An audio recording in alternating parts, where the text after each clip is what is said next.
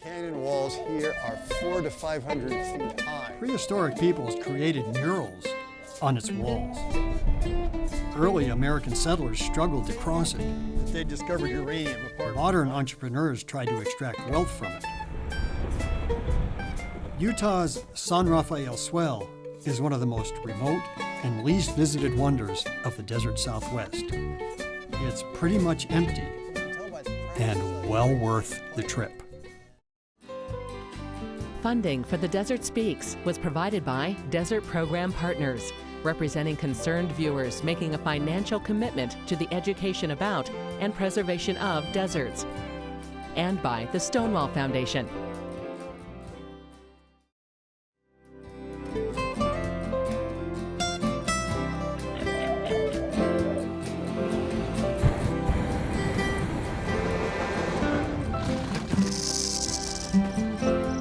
She wasn't a child.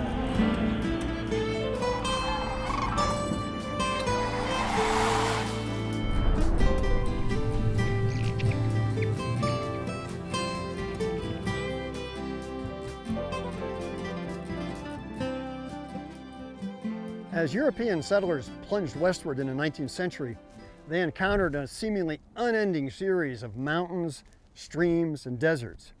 One place in particular caught their notice. Once they were through the outside of the mountains, they suddenly were in a very strange valley. This place was different from any other place in the world. It's called the San Rafael Swell. Even though the San Rafael Swell is more than twice the size of the state of Rhode Island, the name doesn't appear on most maps. If you want to understand how this wild and spectacular place came to be, there's no one better to have along than my brother, Dick Yetman. He's a geologist. If I'm a settler in 1871 going west in a wagon, the wind would drive me nuts. But this would be even more intimidating. Created by the wind. Well, Essentially. Some. This is the edge of the San Rafael Swell. This is actually called, this part is called the San Rafael Reef. So you've got to get past this reef to actually penetrate and get into the swell itself. Wow. So it goes on for many, many miles. They have to get through it or across it or go around it, and none of them are easy. None of them are easy. And as intimidating as this may appear, people figured out early on that what they had to do was find these canyons to cut into. These little, look like slot canyons from here. And they would learn to judge by the amount of effluvium out here, actually how well that canyon drained and whether they could get through. I expect that necessity forced them to learn a lot more about geology than they might have wanted to. I think they learned a lot about geology without realizing what they were doing. But you're certainly not going to go up on these cliffs. Look at the angle of them. Wow. San Rafael Swell is another one of the great series of monoclines that occurs in the Colorado Plateau. That's where something has pushed up a whole section of what was flat. Right. Now, in this case, the San Rafael Swell is actually like somebody took, let's just say we took a hard-boiled egg, and it's sitting here like this, and as it pushed up like this against the landform that was above it, the middle got eaten away. The shell is gone, the white is gone, but I left little sections of the shell around the outside. Well, that turns out to be what they call the reef, in this case, the San Rafael Reef, and all the locals refer to this as the reef. They don't call it the swell, they call it the reef. The swell would be the things on the inside here, but the reef is on the outside. And so people cross the plains in their prairie schooners, which are the like Conestoga wagons. And so they were thinking in maritime terms. They saw this as, hey, this is a reef, like a coral reef. We can't get past it, a barrier. So they would call it the San Rafael Reef. So the eggshell would be the first layer that you penetrate, but it could be almost, not straight up, but so tilted you wouldn't realize that you're going through something that was once flat. Exactly. It looks like you're just going through a mountain. You're going through a mountain. And we're getting the exposure of plates that were once flat, now they're up against each other. And the different types of stone, in most cases the sandstone here, create this incredible visual effect. And most of it is, the sandstone is sand. Sand. Yeah. And there's two types of sandstone that are found here. One is fluvian, which means it was deposited by water, and the other is aeolian, which means it is a dune-type sand. The massive sandstones here are aeolian, frozen sand dunes. The San Rafael Swell is desert, so I'm not at all surprised to find spiny, prickly, and thorny plants in the otherwise barren landscape. Some people might look at this area and say it's barren, there's nothing here that people can use. Wrong. Yeah, but there's always rock. Yeah, well, beyond the rocks, plants, juniper, Yeah. berries. The bark is great for padding, for making rope, all sorts of things. The firewood's the best there is. Look at the dwarf pinyon tree. And that is dwarf. It's not pretty, but pinon nuts from those. And those are stable, they'll keep forever. God, these wildflowers are great. Hey, how about, look at that, Indian paintbrush. Oh man, it never gets richer than that. Boy, that is good. That sort of defines crimson, doesn't it? It does. And then There's always ephedra. there's always ephedra. They used to call it Mormon tea or ephedra. And you can, how much will you chew? About that much. Yeah, and it puckers your mouth, but Puckers your mouth, but it sure makes your sinuses feel better. yeah, it does. You know why? It's got ephedrine in it. It stops you from going like that. Primrose flowers don't last very long. They have this burst of showiness, and then they're gone. Just a matter of hours. Nothing what they were before. These dwarf yuccas here are exquisitely small. The yucca is an extremely valuable plant for the Indians that lived in this Great Basin type desert. The little individual tips of the leaves are very sharp, and the Indians could use those for needles. And in some of the plants, you could actually eat the flowers and eat the stalk when it comes out. And from the roots, they made soap, very good soap. So the whole plant was very valuable for them. Agates are made almost completely out of silica. And since sandstone is made of silica mostly, sand, they seem to precipitate out of sandstone, and frequently where sandstone and limestone come together, you get a great concentration of these things. They're just absolutely gorgeous because of the trace minerals that are found in there, and that's why we get such a variation in color. We've got these cute little agates sitting up on little pedestals of soft stuff. They probably at one point were higher, but they've definitely come down as the softer layers underneath them have been blown and washed away. You can tell by the cracks inside, it's very high in clay. And boy, when the rain hits it, it just pulls away. Well, it does pulverize. Yeah, I wonder if they'd get more than an inch above before the clay just dissolves. I think maybe you need to get a grant to study that. The maximum pedestal height that's going to be in these. So a scientific test of clay, a little water on here, and you make me do the dirty work. It is slick. Ooh. If it were drier, it would roll up. It's a lubricant. And it's very easily eroded. The water will get in there and just do that to it. Now I gotta wash my hands off. Be careful where you dump that. Oh, I'll get it in the clay. That's valuable stuff. These clays will expand and contract with water, and it makes it hell on making highways. All right, down here then, we should have, because it's in a little wash, we should have more sand mixed with the clay. So we would say there's So, more porosity boom, there. It's gone. Look, it's gone fast. I pick it up, and it doesn't make that long You weren't figure. creating animals out of it? No, and here it's real gritty in there. The water disappears really quickly. So the So the sand, concentration of sand in there has hasn't been all that mitigated the different. effects of the clay. the sand when is compacted is going to be less resistant than the clay when it's compacted. So do you think sandstone will stay here longer than the deposits made out of clay? That's what they told me down the valley of the I Albany. see. What would make people stay in this landscape that some folks would call godforsaken? One thing was the lure of riches from the ground. Yeah, look, It's in the Chinle Formation. Yeah, it's that gray stone. Yeah, that's where most of the uranium is found, in this part of the Colorado Plateau, in the Chinle. A lot of those old prospectors, in fact, got radiation sickness, as did a lot of people downstream from the tailings. But they just got sick. They didn't know what it was from. They didn't know at the time.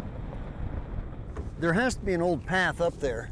Now let's check this out. They would have been able to drive up to the top of the tailings. Well, I'll go up there with you, Yetman, if you'll promise me that you won't lick the ground.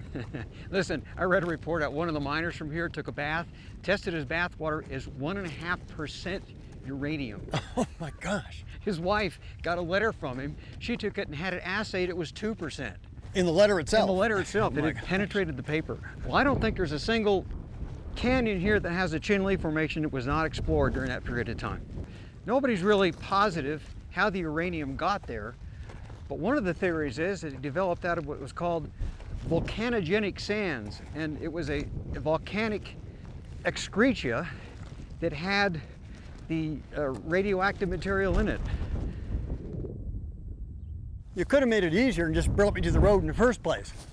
Yeah, but then we'd have already been there and been done. It seems like it was in the mid-50s when the heyday was really here. Oh, yeah. And everybody that wanted to ever have a fortune in their life came up here and either made it or lost it, and almost every one of them lost it. So they've sealed this off. Wow. Oh, this was the entrance, and it's no longer an entrance. Holy smoke. Yeah. You notice they've concreted the entrance up, I think, to keep you out. Or to keep somebody in. You know, this is the paper you have to file to patent a claim.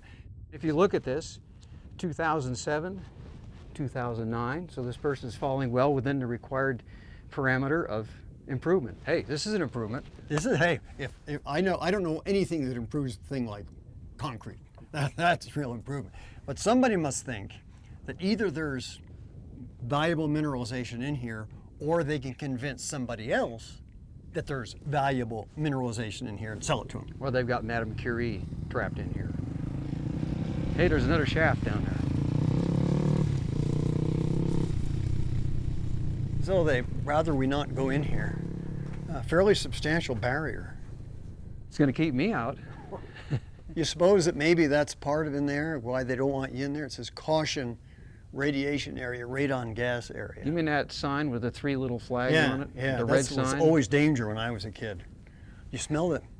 Stuff I coming smell out. something strange. What is that? Well, my first reaction is hydrogen sulfide. Whatever it is, I don't think it's very good for us. Wow. So, come on. I want to save your life. Get away from it. Breathe deeply, my friend. If you want to spend more than just a few passing moments in the San Rafael Swell, you'll have to camp. For me, that's a pleasure.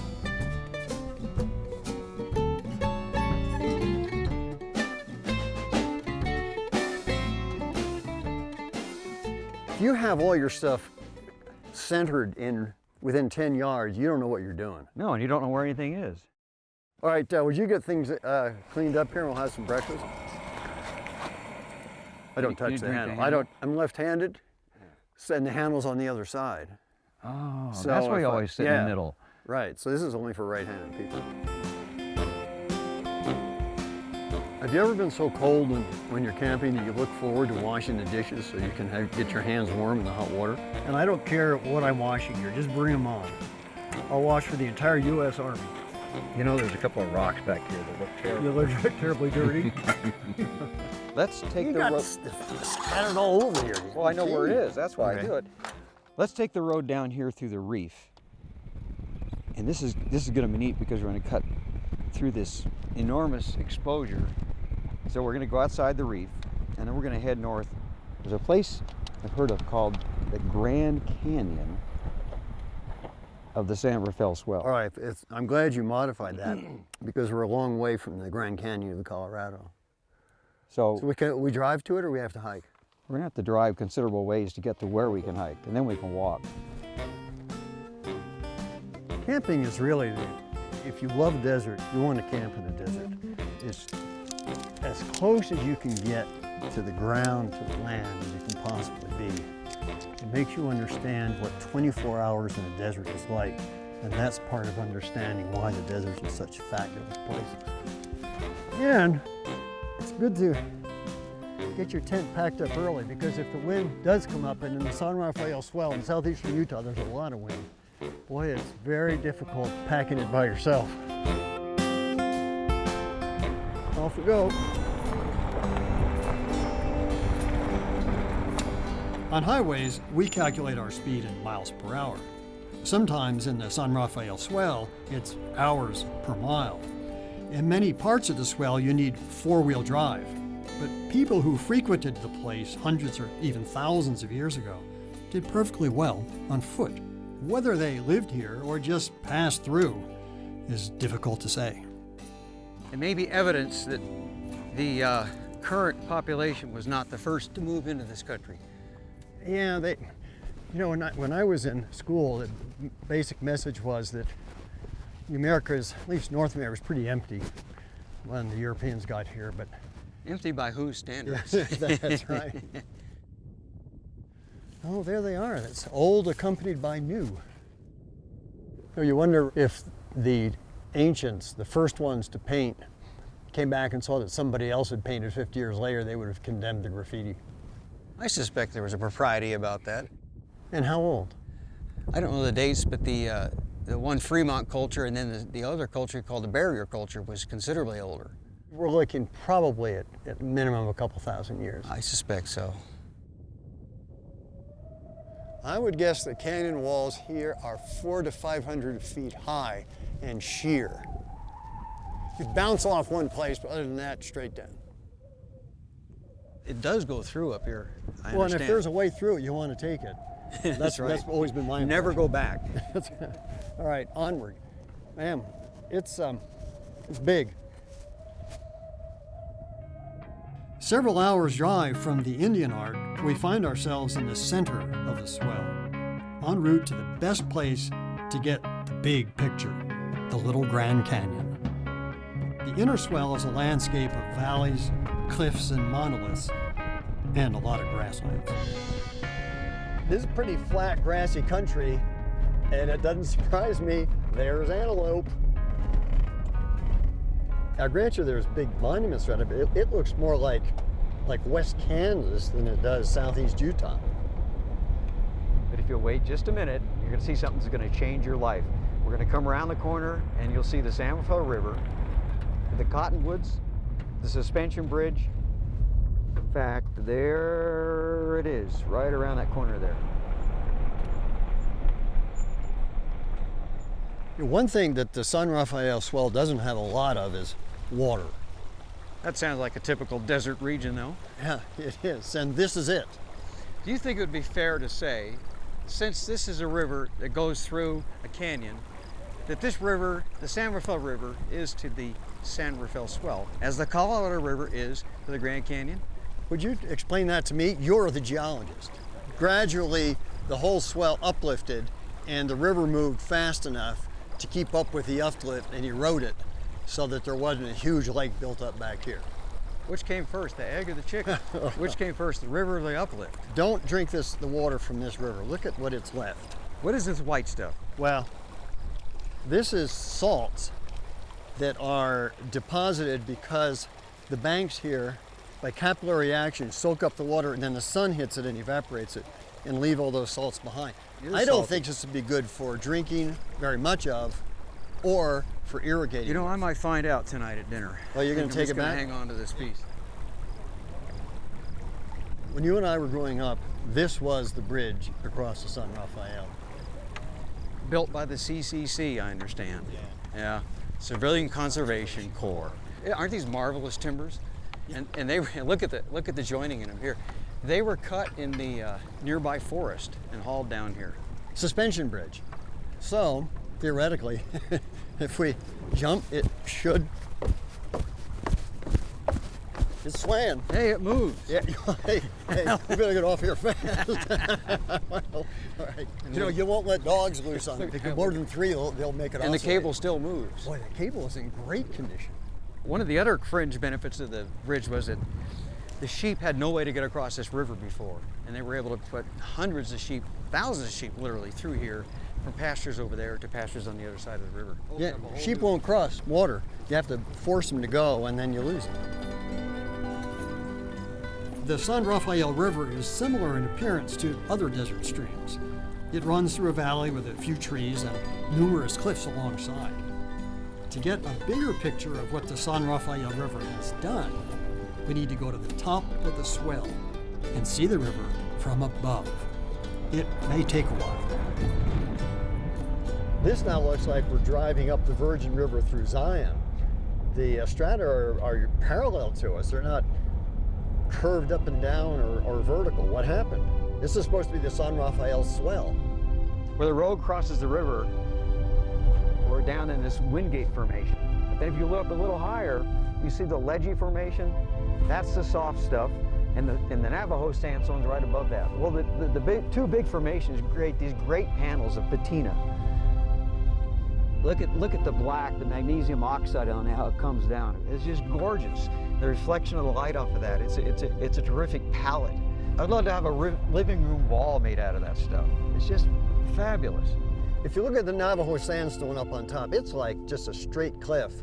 And then the layer below that angles off, and it looks as if it's something you can actually climb. How does the difference work in the strata? The massive Wingate Formation on the bottom here, then the massive Navajo sandstone up on top, and then with this soft layer of Kayenta between them, it's sandwiched in there. That's what creates the cliffs between them. It's soft and it tumbles down, and so you get this appearance of talus at the very bottom, which usually originates in the Kayenta sandstone in the middle.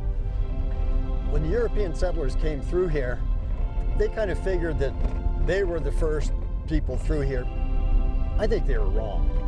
Well, as a matter of fact, as we go around the corner up here, you're going to see the Europeans were not the first people in here. Those are pretty elaborate. These are extremely elaborate. Wow. Remember I found a piece of hematite yesterday? Yeah. Sure looks like that's what you use for these. So that would just give a darker stain to it then, huh? Super dark red. Wow. I don't think we can pretend to understand, but that kind of detail in that kind of assemblage clearly has very important spiritual importance for the people who left it. The pictographs here, which are probably done in hematite, which is the bright red mineral, are supposed to be about 2,000 years old from the barrier culture. But the petroglyphs from the Fremont culture, these are about 1,000 years old. My guess is that's a sheep. Looks like the two horns from a bighorn. You ever notice that when you're driving in mountains or through cliffs like this, clouds make it look actually ethereal and maybe even a little bit bigger? It kind of feels as though I'm driving through the Grand Canyon. You can't do that. There's no roads through there. But here you get a feeling of what it might be like if you could. And these cliffs are hundreds and hundreds of feet high. The debate will always be whether the river was here first or whether the uplift was here first. But it appears that the river continued to erode this canyon all the time that the uplift occurred. And there's a tremendous amount of meander in this canyon as it cuts back through and creates this great visual declivity that we have down here. It's almost 1,000 feet deep. Now, by Grand Canyon comparisons, that's not a lot. But when you stand on this rim, it still looks like a very impressive canyon. Well, David, I told you you're going to like it up here. It is the Grand Canyon, but it looks to me like a cross between the Grand Canyon of the Colorado and Zion. But even so, man, it has its own distinct flavors. And one of the great things is that relatively few people have seen this place. You know, this really is the crown jewel of the San Rafael Swell. Yeah, Wow. I agree with that. It is. Oh my. In terms of experience of canyon, this one's terrific because you can access this canyon. It's a miniaturized version of the Grand Canyon. And to the casual visitor, if they come up to the edge, they're not going to know the difference until they begin to understand the geology of the two and then realize that the Grand Canyon is roughly 5 times deeper than this. The San Rafael Swell appears as a blank place on the map, one of the emptiest in all of Utah.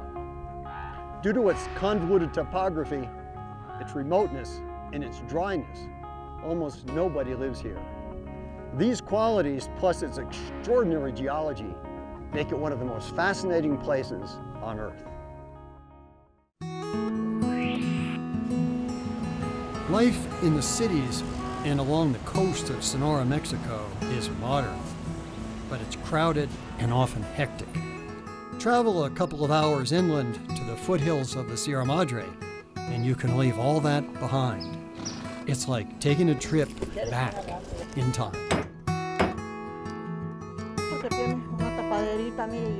Next time on The Desert Speaks.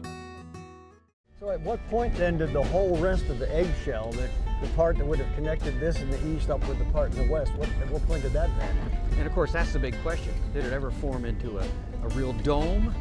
Did it ever form into a true swell? Or did it erode away as it swelled up and exposed the rocks that were inside? Remember, the inside rocks of this swell are equivalent in age to the top rim of the Grand Canyon.